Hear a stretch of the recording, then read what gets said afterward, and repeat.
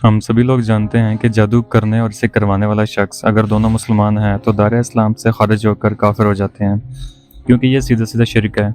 और शिरक इसलिए है कि जादू के अंदर अल्लाह को छोड़कर शैतानी जिन्नात से मदद मांगी जाती है और बज़ाहिर इंसान को वही कुछ नज़र आता है जो जादूगर इनसे जिन्नात की मदद से किसी शख्स के दिमाग पे कब्जा करके इसे दिखाना चाहते हैं, लेकिन असल में सिर्फ ये नज़र का धोखा होता है। मिसाल के तौर पर इसकी मिसाल हमें कुरान पाक से मिलती है। जब फिरौन मिस्र के दरबार के अंदर जादूगरों ने अपनी रस्सियां डाली तो वो वहाँ मौजूद दरबार के अंदर सब लोगों को जादू की मदद से सांप नजर आने लग गई, मगर असल में वो रस्सियां ही थीं। इसके बाद जब मूसा अलैहिस्सलाम ने अपना आसा मुबारक दरबारियों के सामने डाला तो वो हकीकत के अंदर एक बड़ा अज़दा बनकर इन सांपों को निगल गया, जो कि असल में मुआजिज़ा था, ना कि कोई जादू। क्योंकि जादू तो सिर्फ नज़र का धोखा होता है, जबकि ये अज़दा हकीकत के अंदर वही अज़दा था, ना कि किसी नज़र के धोखे से। और यही वजह थी कि वहाँ मौजूद जादूगर जो कि अपने हुनर के अंदर माहिर थे, ये समझ गए कि ये दरअसल जादू नहीं है बल्कि मुआजिज़ा है, और इसलिए ईमान ले आए। क्योंकि ज़ाहिर है कि वो अपने हुनर में माहिर थे, इसलिए इस बात को समझ गए। ये बात आपने वीडियो के आखिर तक याद रखनी है। रशियन टीवी चैनल पर कुछ दिन पहले 1.5 घंटे का इंटरव्यू एक ऐसी औरत से लिया गया जो कि मुसलसल कई सालों से काले जादू की प्रैक्टिस करती है। वो अपने इस काम में बिल्कुल माहिर हैं। जब इंटरव्यू में इस लड़की से सवाल किया गया कि क्या आपके साथ कभी ऐसा हुआ है किसी शख्स पर चाहकर भी आप जादू ना कर सकी हो, या फिर इसमें आपको इंतहाई मुश्किल हुई हो, तो इसका जवाब क्या था, ये जानकर आप भी हैरान रह जाएंगे और आपको मुसलमान होने पर फख्र होगा कि बेशक अल्लाह का अपने पैगंबर पर उतारा गया एक एक पैगाम हक और सच है, जिसमें शक की कोई गुंजाइश नहीं है। क्योंकि इसका कहना था कि जी हाँ, दुनिया के अंदर सिर्फ प्रैक्टिसिंग मुसलमान ही हैं जिनकर चाह कर भी मैं जादू नहीं कर पाती, क्योंकि ये ऐसे लोग हैं जिनकी सोच, इनका जिस्म, इनकी रूह सब पाक है। वो 5 वक्त की नमाज पढ़कर अपने रब के साथ हर वक्त राब्ते में रहते हैं। इसलिए मैं जब भी इन पर जादू करने की कोशिश करती हूँ कि शैतान के जरिए इनके दिमाग पर कब्जा कर सकूँ, तो कोई अनजानी सी ताकत का हल्का या फिर डोम इनके पास हर वक्त मौजूद रहता है, जो मुझे ये करने से रोकता है और मेरे लिए इस काम को इंतहाई मुश्किल बना देता है कि एक पाक जिस्म के अंदर मेरे भेजे हुए खबीस जिन्नात या शैतान इस जिस्म पर हमला कर सकें। When faced with various religions, it is very difficult to influence Muslims. They are in a constant connection with the egregore. They do namaz every day and read prayers on a daily basis. They are constantly under some kind of a dome, so it is very difficult to influence them. When you start impacting a person, he begins to address in a prayer. Indeed, many of them are very different from those who come to church only when everything is bad in their life. They come to pray and then for 5 years they forget about God, some canons, and so on. Muslims, as a rule, passionately believe and passionately give energy to their egregore, and this egregore protects them. ये लोग हमेशा एग्रीकोर से राब्ते में रहते हैं। एग्रीकोर ऐसी रूहानी ताकत को कहते हैं जो कि इनको हर वक्त देख रही है, इनकी हिफाजत कर रही है, यानी खुदा की ज़ात। इसका मजीद कहना था, क्योंकि मुसलमान लगातार अपने खुदा से राब्ते में रहते हैं तो मुझे वक्त ही नहीं मिल पाता कि इन्हें किसी गुनाह के अंदर उलझा सकूं। ये लोग इन लोगों से बिल्कुल मुख्तलिफ हैं जो कि हफ्ते में एक बार चर्च आकर अगले 5 साल बाद दोबारा वहाँ चक्कर लगाते हैं, क्योंकि मुसलमान हर वक्त अपनी दुआ की सूरत में एक एनर्जी अपने रब के पास पहुँचाते रहते हैं और बदले में इनका खुदा ना सिर्फ इनकी दुआओं को सुनता है बल्कि इनकी हिफाजत भी करता है और इनकी दुआओं का जवाब भी देता है। इसलिए इनके दिमागों पर कब्जा करना इंतहाई मुश्किल है। अगला सवाल इस लड़की से ये किया गया, क्या तुम्हें लगता क्या है कि इनका खुदा मेहरबान और अच्छा है? तो इसका जवाब था कि जाहिर है मेरे लिए तो नहीं, लेकिन इनके लिए बिल्कुल हाँ मुमकिन है, क्योंकि मैं जब भी इनके ऊपर असरअंदाज होने की कोशिश करती हूँ तो कुछ चीज़ मुझे बाहर ला के फेंक देती है।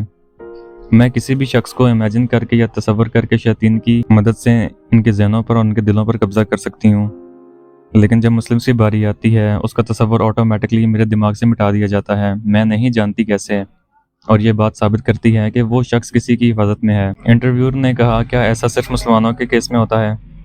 तो इसने जवाब दिया कि हाँ, मेरे साथ तो ऐसा ही होता है। अल्लाह अकबर।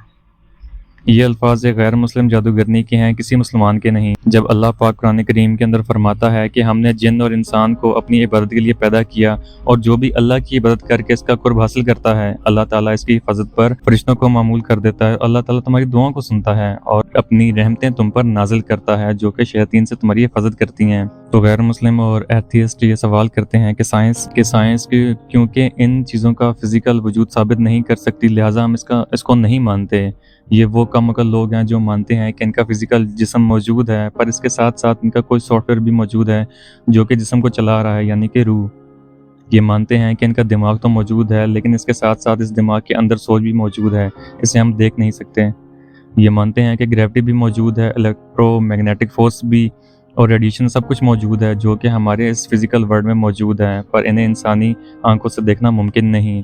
ये मानते हैं कि इंसान के अंदर गुस्सा, जेलसी, खुशी, ये सब फीलिंग्स मौजूद हैं जिन्हें देखना मुमकिन नहीं और ना ही साबित करना मुमकिन है।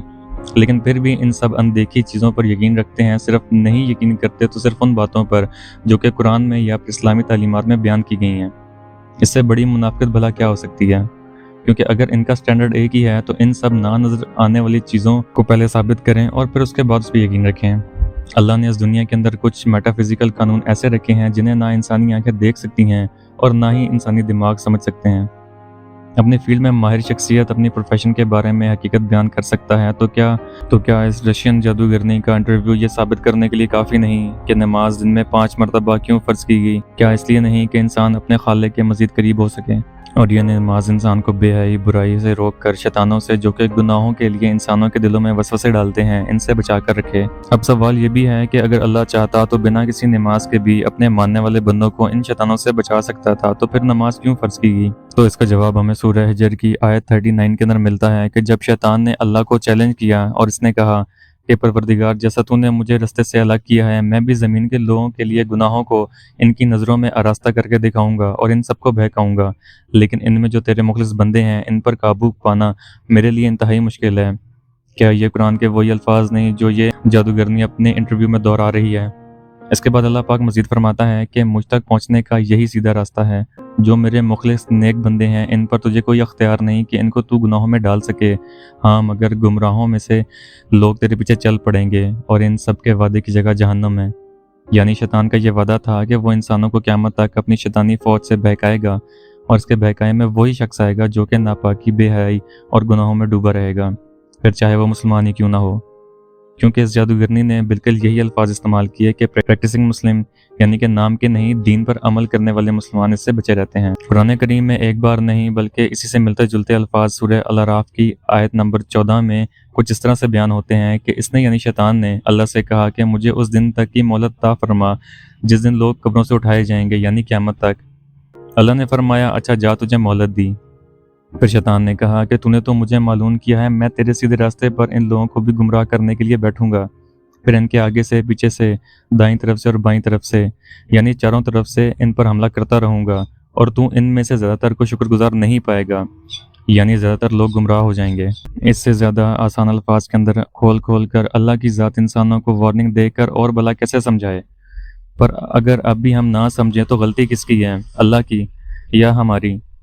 एक बार सोचिएगा ज़रूर। बाकी आप इस बारे में क्या सोचते हैं, अपनी कीमती राय का इज़हार आप कर सकते हैं। और अब मैं आपसे मिलूंगा एक नई वीडियो में, तब तक के लिए अल्लाह हाफिज़।